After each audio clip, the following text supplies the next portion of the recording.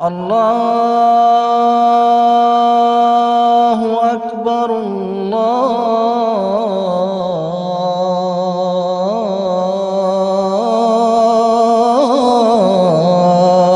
اکبر۔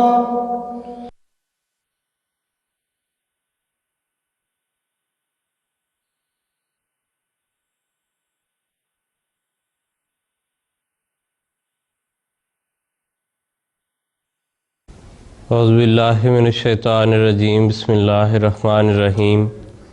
ناظرین کرام، السلام علیکم ورحمۃ اللہ وبرکاتہ۔ پروگرام فقہی مسائل کے ساتھ ہم آپ کی خدمت میں حاضر ہیں۔ سلسلے وار یہ پروگرام ہر ہفتے آپ ملاحظہ فرماتے ہیں، جس میں ای میل کے ذریعے بھجوائے ہوئے آپ کے سوالات ہم اپنے علماء کرام کی خدمت میں پیش کرتے ہیں اور وہ ان سوالات کے جواب دیتے ہیں۔ ہمارا یہ خیال تھا کہ کچھ عرصے میں ہم یہ موضوع سمیٹ کر نماز سے متعلقہ تو آگے چلیں گے، لیکن جس طرح ہمیں سوالات موصول ہو رہے ہیں آپ کے، وہ ابھی تک جو ہے نماز سے متعلقہ بہت سے سوالات ہمارے پاس جمع ہیں، اور اسی طرح ہم نے یہ محسوس کیا ہے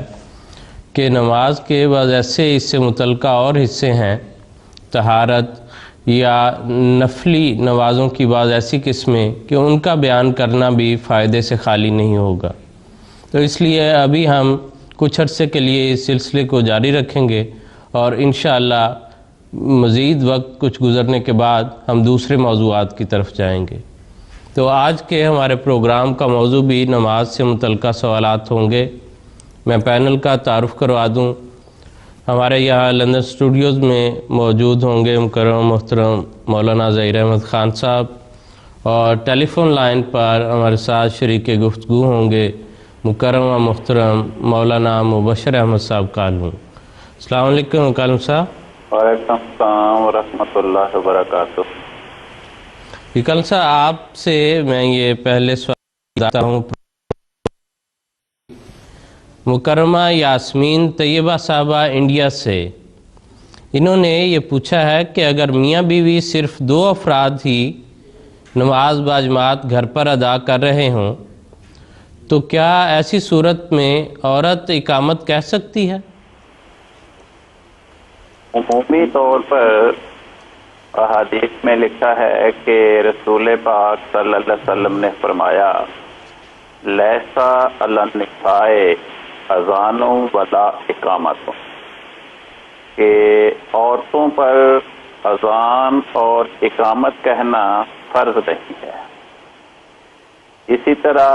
رسول پاک صلی اللہ علیہ وسلم کے زمانے میں حضرت ام ورقہ کی درخواست پر نماز کی اطلاع دینے کے لیے آپ نے مرد مؤذن کو مقرر فرمایا، لیکن اس عمومی ہدایت سے کہ لیسا علی النساء اذان ولا اقامت، یہی استنباط کیا جاتا ہے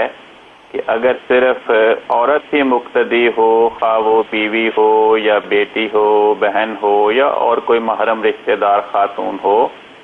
تو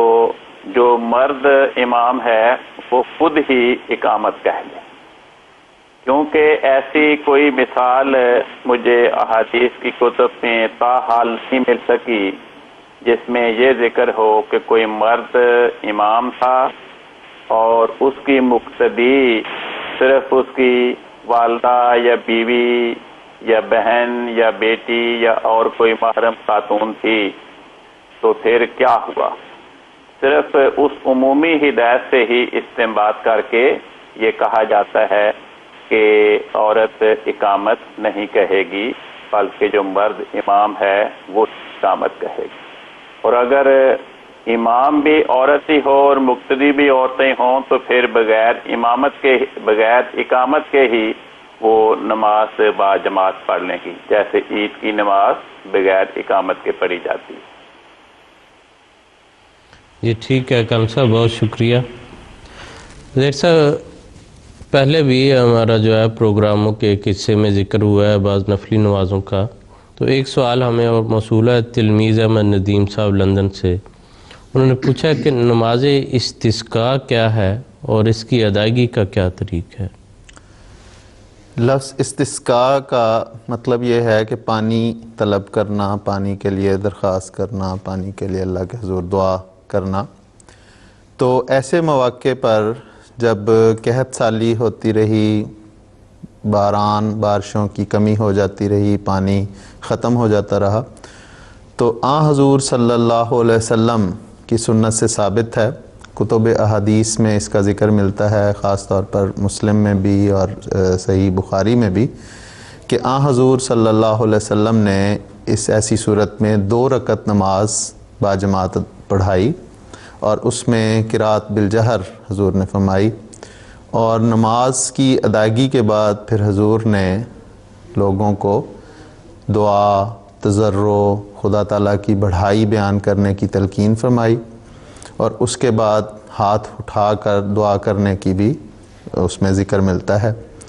اور اس کے بعد پھر حضور صلی اللہ علیہ وسلم نے قبلہ رخ منہ کر کے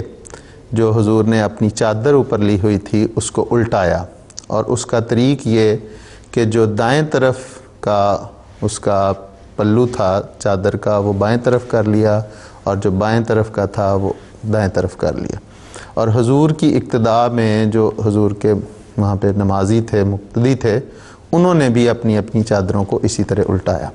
تو یہ تو نماز کا طریق ہے۔ اور جہاں تک اس میں تعلق ہے چادر الٹانے کا، تو اس کے متعلق فقہاء شارحین نے یہ لکھا ہے کہ یہ دراصل خدا تعالیٰ کے حضور تصویری زبان میں ایک التجا ہے کہ جس طرح ہم اپنی اس چادر کو الٹا رہے ہیں اس طرح تو ہماری اس پریشان کن حالت کو تبدیل کر دے، اور ہمارے حالات جو پانی کی کمی کی وجہ سے ہمارے جانور، ہمارے انسان، زمین پہ جو ایک زندگی ختم ہونے کی صورت پیدا ہو گئی ہے اس کو بدل دے اور اپنی باران رحمت ہم پر برسا۔ تو یہ طریق حضور صلی اللہ علیہ وسلم کا میں ملتا ہے۔ اس کے علاوہ ایک اور بھی بعض کتب احادیث میں جو تیسری چیز ہے وہ بعض مسنون دعا کے الفاظ بھی آتے ہیں کہ حضور صلی اللہ علیہ وسلم نے اس نماز کے لیے یہ دعا بھی کی، اور اس میں حضور صلی اللہ علیہ وسلم نے انسانوں کے لیے، بہائم کے لیے، جانوروں کے لیے پانی طلب کیا اللہ تعالیٰ سے اس کی رحمت طلب کی، اور زمین جو پانی کے بغیر ایک مردہ کیفیت میں چلی گئی تھی اس کے لیے حضور نے دعا کی کہ اس کو پانی عطا ہو تاکہ اس کو زندگی ملے۔ تو یہ ایک طریقہ کار ہے نماز استسقاء کا جو حضور صلی اللہ علیہ وسلم سے ثابت ہے، اور امت میں بھی جب بھی اس قسم کا کوئی معاملہ پیش آتا ہے، کوئی قحط سالی ہوتی ہے، تو امت اپنے امام کی اقتداء میں یہ ادا کرتے ہیں۔ جی ٹھیک ہے، یعنی بارش کی طلب کے لیے کہ اگر موسم ایسا خشک سالی ہے، لمبے وقت سے بارش وغیرہ نہیں ہوئی، پانی کی کمی ہے،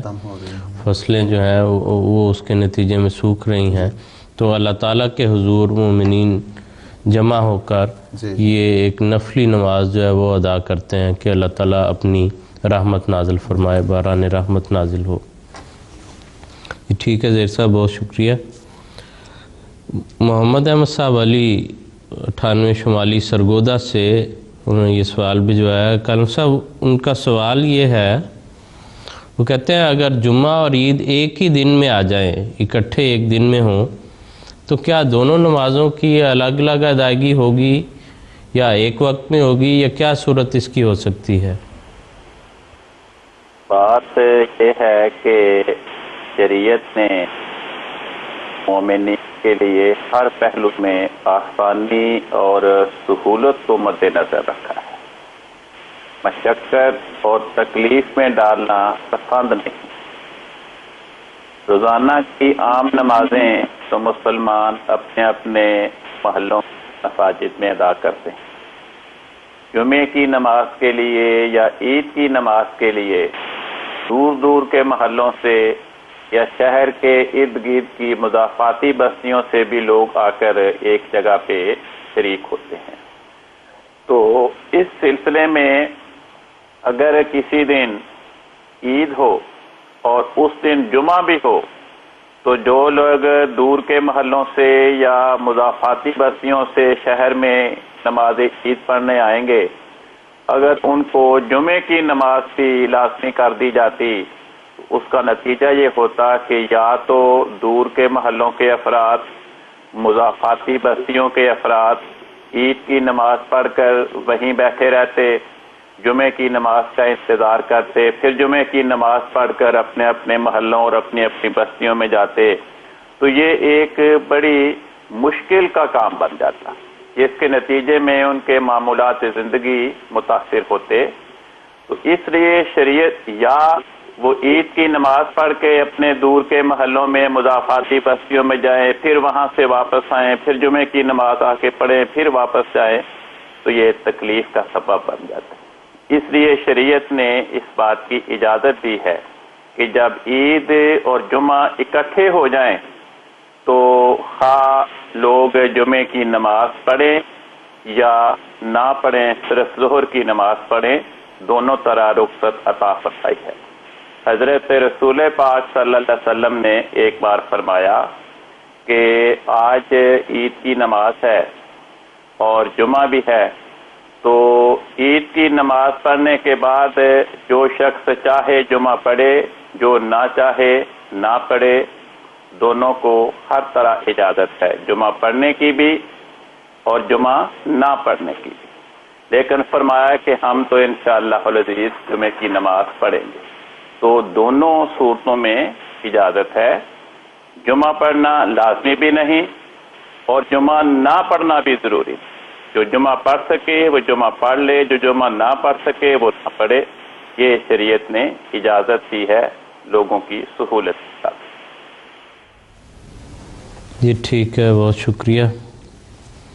زیر صاحب، ایک روزمرہ زندگی کا یہ حصہ ہے کہ انسان کے ساتھ یہ بات لگی ہوئی ہے، پیدا ہونا اور فوت ہونا، اور فوت ہونے والوں میں بڑے بھی ہیں، بچے بھی ہیں۔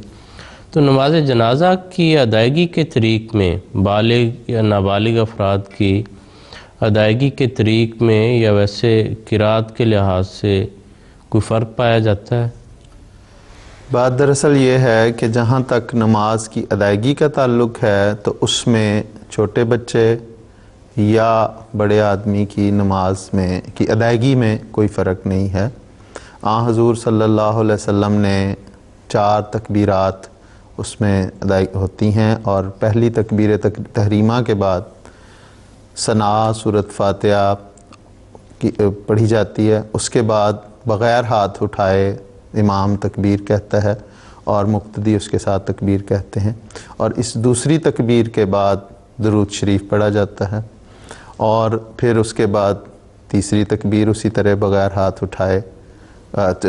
تیسری تکبیر ہوتی ہے، اور اس میں پھر دعائے جنازہ پڑھی جاتی ہے، جس میں میت کے لیے خاص طور پہ مغفرت کی دعا کی جاتی ہے، مومنین کے لیے جو زندہ ہیں ان کے لیے، جو فوت ہو چکے ہیں ان کے لیے،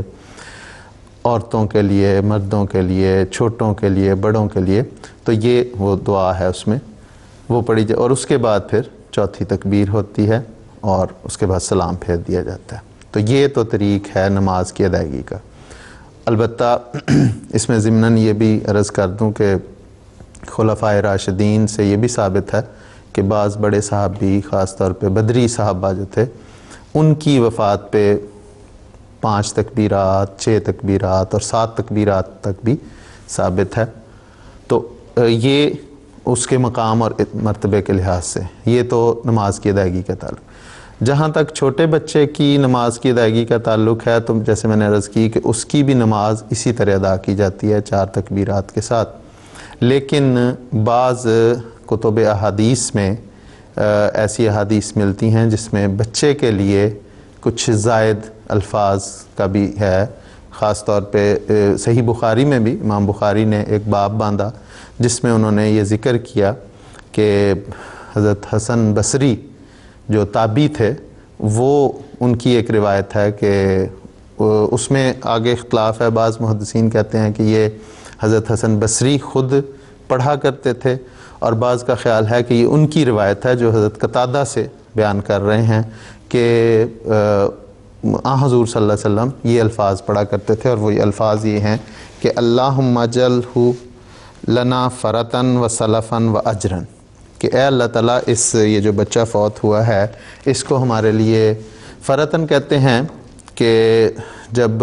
قافلے چلتے تھے تو جو پانی کی تلاش میں سب سے آگے ایک ہراول دستہ پہنچتا تھا اس کو فرتاً کہتے تھے. اسی لیے حضور صلی اللہ علیہ وسلم نے فرمایا کہ میں اپنی امت کے لیے فرمایا کہ میں تمہارے لیے حوض کوثر پر تمہارا فرت ہوں گا، یعنی سب سے پہلے پہنچنے والا ہوں گا.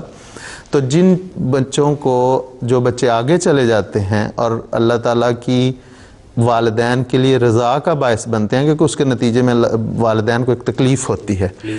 جی صبر کرنے کے نتیجہ میں، تو وہ ہے دعا کہ اللہ تعالیٰ ان کو وہ ہمارے لیے بنا سلفاً جو پہلے چلے جاتے ہیں وہ، اور اجراً اور اجر کا باعث بنا. تو یہ دعا کے الفاظ آتے ہیں اور کتب فقہ میں اس کا پھر یہ کہ بچوں کے لیے یہ الفاظ پڑھے جاتے تھے. تو یہ ایک فرق ہے جو بچوں کے لیے خاص طور پر پڑھا جاتا ہے. اور پھر بعض کتب فقہ نے یہ بھی فرق کیا ہے کہ اگر مرنے والی خاتون ہے تو اس کے لیے پھر جو مؤنث کا صیغہ ہے یعنی ضمیر جو ہے وہ ہو کی بجائے ہا کی بولی جائے گی، اور اسی طرح بچے اور بچی کے لیے بھی اللہم اجل ہو کی بجائے اللہم اجل ہا کے الفاظ آئیں گے. تو یہ فرق پھر کتب احادیث میں فقہا نے خود کیے ہیں. تو یہ دعا میں فرق ہے، نماز کی ادائیگی میں فرق نہیں. جی ٹھیک ہے، بہت شکریہ. کل صاحب یہ شیخو پورہ کے گاؤں بھکی یا بھکیانہ غالباً کہتے ہیں اس کو، وہاں سے غفور احمد صاحب کا یہ سوال ہے. وہ کہتے ہیں کہ اگر صدقے کی نیت سے کچھ پیسے الگ کر کے رکھے ہوں اور کسی ضرورت کی وجہ سے انسان اس میں سے کچھ خرچ کر لے لیکن دوبارہ پھر صدقے میں اتنے ہی پیسے رکھ دے، تو کیا ایسا کرنا درست ہے، ایسا جائز ہے؟ بات یہ ہے کہ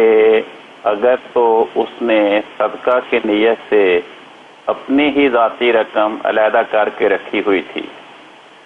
اور پھر اسے کوئی ضرورت پڑ گئی اور اس نے خرچ کر لی،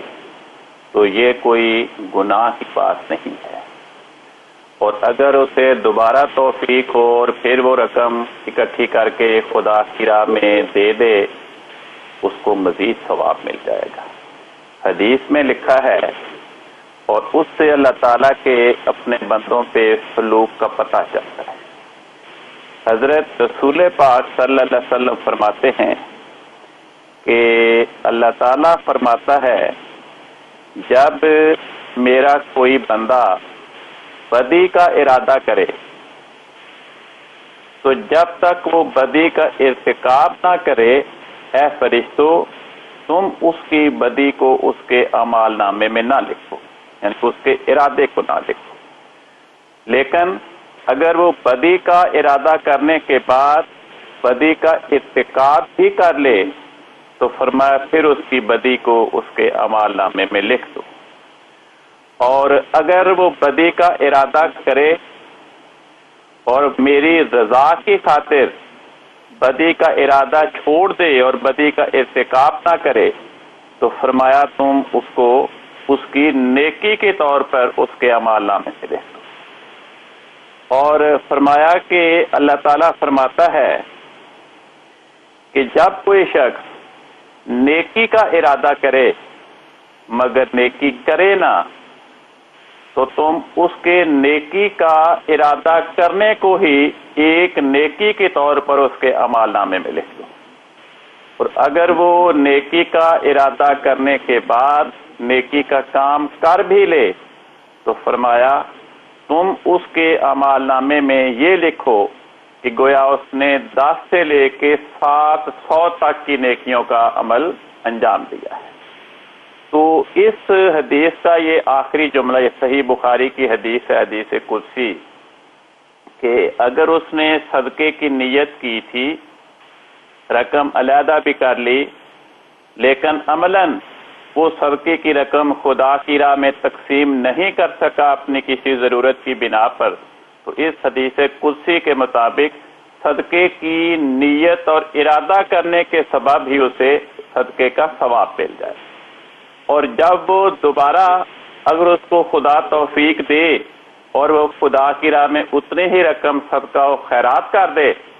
تو فرمایا کہ اسے 10 سے 700 تک ثواب ملے گا. تو یہ اللہ تعالیٰ کی رحمت کا بندوں کے ساتھ سلوک ہے. جی ٹھیک ہے، بہت شکریہ کل صاحب. زیر صاحب نفل نمازوں میں چاہتا ہوں ایک اور نماز کا تذکرہ ملتا ہے، صلاۃ التسبیح. بعض حلقوں میں یا بعض لوگوں میں اس پر بہت زور پایا جاتا ہے،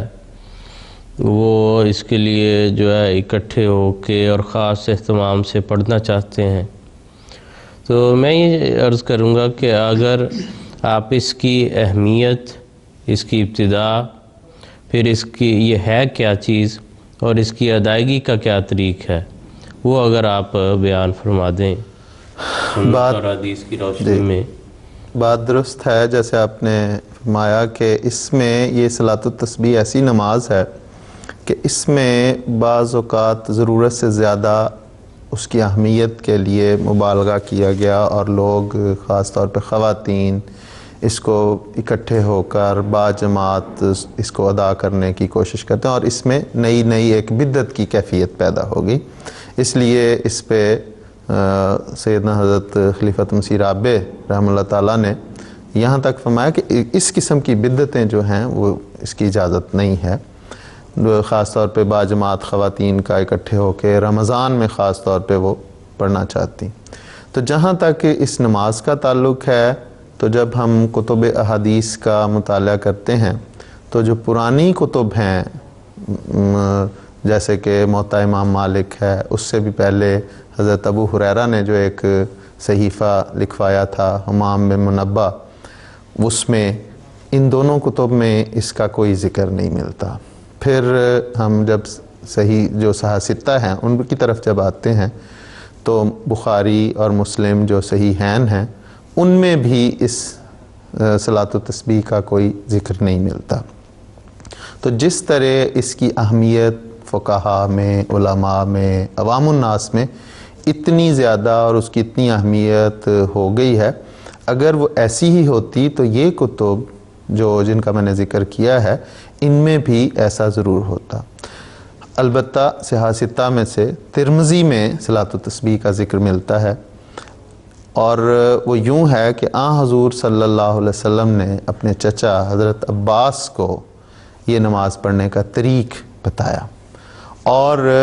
کسی حدیث کی کتاب میں ایسا کوئی ذکر نہیں ملتا کہ حضور صلی اللہ علیہ وسلم نے خود اس نماز کو پڑھا ہو. تو یہ تو اس نماز کی اہمیت کا تعلق ہے. اور اس ضمن میں یہ بھی عرض کر دوں کہ نوافل جو ہوتے ہیں ان کا ہمیشہ اس کا فائدہ اور ان کی جگہ اور ان کا مقام فرائض کے بعد آتا ہے. اگر کوئی شخص فرائض کو تو ترک کر دے اور نوافل پہ بہت زور دے تو اسلام نے اس چیز کی اجازت نہیں دی. اب جو اس کے پڑھنے کا طریقہ حضور صلی اللہ علیہ وسلم نے حضرت عباس کو سکھایا وہ اس طرح کہ یہ 4 رکعت کی نماز ہے، اور جیسے میں نے عرض کی کہ یہ نفل نماز ہے اور تنہائی کی نماز ہے، انسان کی ذاتی نفلی نماز سے اس کا تعلق ہے. تو اس میں ہر رکعت میں جو معمول کی قرات ہوتی ہے، ثنا ہے، پہلی رکعت میں سورۃ فاتحہ ہے، اس کے بعد کسی اور قرآن کریم کا ٹکڑا یا کوئی آیت یا کوئی سورت پڑھنے کے بعد 75 مرتبہ حضور نے یہ سکھایا کہ یہ تسبیحات کی جائیں، سبحان اللہ والحمد للہ ولا الہ الا اللہ واللہ اکبر، یہ 75 دفعہ پڑھا جائے. اس کے بعد جو پڑھنے والا ہے وہ رکوع میں چلا جائے. رکوع کی جو تسبیحات ہیں ان کی ادائیگی کے بعد 10 مرتبہ یہی تسبیحات پڑھی جائیں، اور پھر رکوع سے کھڑے ہو کر جو قومے کی تسبیحات ہیں ان کی ادائیگی کے بعد یہی تسبیحات 10 مرتبہ کی جائیں. اس کے بعد سجدہ ہے، سجدے میں پھر دونوں سجدوں کے درمیان اسی طرح 10 تسبیحات، پہلے سجدے میں پھر دونوں سجدوں کے درمیان یہ تسبیحات 10 مرتبہ، پھر دوسرے سجدے میں 10 مرتبہ، اور پھر دوسرے سجدے سے اٹھنے کے بعد بیٹھ کر قبل اس کے کہ اگلی رکعت کے لیے کھڑا ہوا جائے، بیٹھ کر یہ 10 مرتبہ یہ تسبیحات سبحان اللہ والحمد للہ ولا الہ الا اللہ واللہ اکبر پڑھی جائیں. تو یہ ایک رکعت میں 75 دفعہ یہ تسبیحات ہوتی ہیں. غالباً میں شروع میں 75 کہہ چکا ہوں، وہ 15 دفعہ ہے. وہ قرات میں جو رکعت میں ہے وہ 15 دفعہ، سجدے رکوع، قوما، سجدہ، دونوں سجدوں کے درمیان، اور پھر دوسرا سجدہ اور دوسرے سجدے سے اٹھ کر بیٹھ کر 10 مرتبہ. تو یہ ایک رکعت میں 75 دفعہ ہوتی ہیں. ایک رکعت، ہاں ایک رکعت کا ذہن میں تھا. تو یہ میں پھر وضاحت کرتا ہوں کہ جو رکعت ہے، جو قیام ہے، اس میں 15 دفعہ ہے. تو اس طرح ایک رکعت میں یہ 75 دفعہ ہوں گی اور 4 رکعت میں یہ 300 مرتبہ ہوں گی. تو یہ طریق بزرگان پڑھتے بھی رہے ہیں، لیکن اس کو جیسے کہ میں نے عرض کی کہ اس طرح جو حضور صلی اللہ علیہ وسلم نے سکھایا ہے، تنہا علیحدگی میں اکیلا انسان نفل کے طور پہ اگر اسے پڑھے تو کوئی اس میں حرج نہیں ہے. حدیث کی کتاب میں یہ درج ہے. لیکن اس میں اس قسم کا مبالغہ جو ہے، جو خواتین کا جمع ہو کر یا مردوں کا جمع ہو کر باجماعت اس کو ادا کرنے کی کوشش کرنا اور یہ سمجھنا کہ بس یہ پڑھ لی جائے اور کسی نیکی کی ضرورت نہیں، اس قسم کے تصورات جو ہیں وہ مبالغہ میزی میں آ جاتے ہیں، جس کی اسلام اجازت نہیں دیتا. جی بالکل ٹھیک. اور غالباً وہ ترمذی کی روایت کے ذکر پر آئے تھے آپ کہ حضور صلی اللہ علیہ وسلم نے حضرت عباس رضی اللہ عنہ کو جو فرمایا تھا، تو وہ غالباً اس کا ذکر ہے گیا کہ حضور نے فرمایا تھا کہ اگر یہ تم پڑھو تو ریت کے ذروں کے برابر بھی تمہارے گناہ ہوں گے، یا سمندر کی جھاگ کی مانند بھی اگر تمہارے گناہ ہوں گے تو وہ بخش دیے جائیں گے. بہرحال اس کی اہمیت، اس کی دراصل اللہ تعالیٰ کی سبوحیت ہے، اللہ تعالیٰ کی حمد ہے، اللہ تعالیٰ کے ایک ہونے کا اظہار ہے، اور اللہ تعالیٰ کی بڑھائی بیان کی جا رہی ہے. تو یہ جو ہے اتنی کثرت سے جتنا ذکر الہی ہوگا، اس کے نتیجے میں اللہ تعالیٰ کی پھر مغفرت، اس کی رحمت لازمی بات ہے کہ وہ جس طرح باقی نیکیوں میں، باقی ذکر الہی میں ہمیں عطا ہوتی ہے، اس میں بھی یقیناً عطا ہوتی ہے. اور حضور صلی اللہ علیہ وسلم نے فرمایا تھا کہ دن میں ایک مرتبہ پڑھ سکو تو پڑھ لو، اگر ہفتے میں ایک مرتبہ پڑھ سکو، اگر سال میں مہینے میں ایک مرتبہ، یا سال میں ایک دفعہ، یا کم از کم اپنی زندگی میں ایک مرتبہ جو ہے وہ اگر پڑھ سکو تو پڑھنی چاہیے. اہمیت کے لحاظ سے اس سے کوئی انکار نہیں، نہ اس پر کوئی دو رائے ہیں. جو مقصد ہے، جیسے کہ مکرم زیر خان صاحب نے بیان فرمایا، کہ یہ نہ ہو کہ انسان بعض قسم کے نوافل کی طرف یہ سمجھتے ہوئے کہ اس کی اہمیت ہے تو نوافل پر اتنا زور دے، اور فرائض جو اصل چیز ہے وہ ابھی خانہ خالی پڑا ہو. نوافل کا اسی وقت فائدہ ہے جب فرائض پہلے جو ہے وہ ادا کیے جا چکے ہوں. تو اس لیے زیادہ توجہ جو ہے وہ فرائض پہلے پورے کر کے نوافل اگر انسان ادا کرے اور کرنا چاہے اور کر سکتا ہو تو ضرور کرنے چاہیے. لیکن ایک رواج کے طور پر یا دیکھتے ہوئے صرف کہ معاشرے میں یہ ایک ٹرینڈ چل نکلا ہے تو اس کو فالو کرنا چاہیے. اس طرح بعض چیزوں کو پیچھے ان کے نہیں لگ جانا چاہیے، بلکہ جو شریعت کی روح ہے اس کو مد نظر رکھنا چاہیے. کہ لیکن جیسے کہ ابھی انہوں نے بیان فرمایا کہ اللہ تعالیٰ کی حمد و ثنا ہے، تسبیح ہے، انسان اللہ تعالیٰ کے حضور اتنے وقت کے لیے کھڑا رہتا ہے تو یقیناً اس کی مقبولیت ہے اور اس کا اجر بھی ہے. لیکن دونوں پہلوؤں میں توازن کا ہونا جو ہے وہ بہت ضروری ہے. ناظرین کرام، مجھے یہ بتایا گیا ہے کنٹرول کی طرف سے کہ ہمارا وقت جو ہے پروگرام کا وہ اختتام کو پہنچ رہا ہے. ہمارے کانٹیکٹ کی ڈیٹیلز آپ کو اس وقت سکرین پر نظر آ رہی ہیں. ای میل کے ذریعے، ٹیکسٹ کے ذریعے آپ ہمیں سوالات بھجوا سکتے ہیں. پروگرام آپ اپنی سہولت کے مطابق آن لائن جو ہے وہ بھی دیکھ سکتے ہیں. ہماری ویب سائٹ کا اور یوٹیوب کا ایڈریس جو ہے وہ بھی آپ کو نظر آ رہا ہے. اگلے ہفتے انشاءاللہ پھر ملاقات ہوگی. اجازت دیجیے. السلام علیکم ورحمۃ اللہ وبرکاتہ.